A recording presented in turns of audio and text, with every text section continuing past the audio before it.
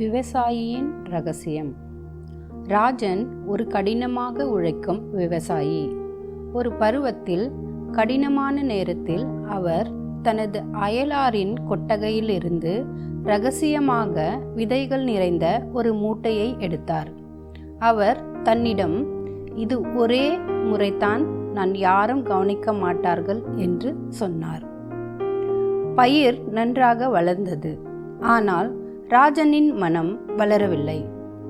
அயலாரையை ஒவ்வொரு முறையும் பார்த்தபோது குற்ற உணர்ச்சி அவரை அழுத்தியது. உரையாடலை தவிர்த்தார். முன்பை போல சிரிக்கவில்லை.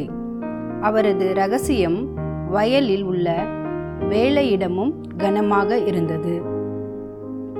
ஒரு மாலை ராஜனுக்கு அதை தாங்க முடியவில்லை.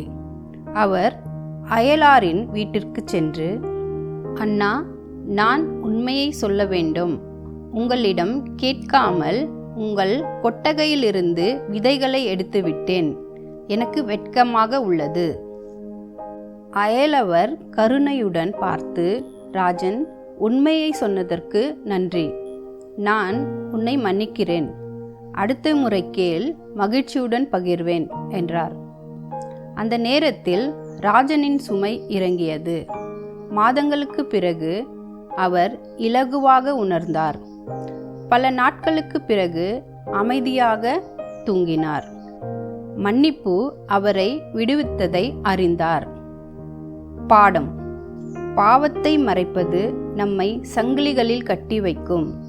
ஆனால் அதை தேவனிடம் ஒப்புக்கொள்வது அமைதியும் சுதந்திரத்தையும் மன்னிப்பையும் தருகிறது. நான் என் அக்கிரமத்தை மறைக்காமல் என் பாவத்தை உமக்கு அறிவித்தேன்.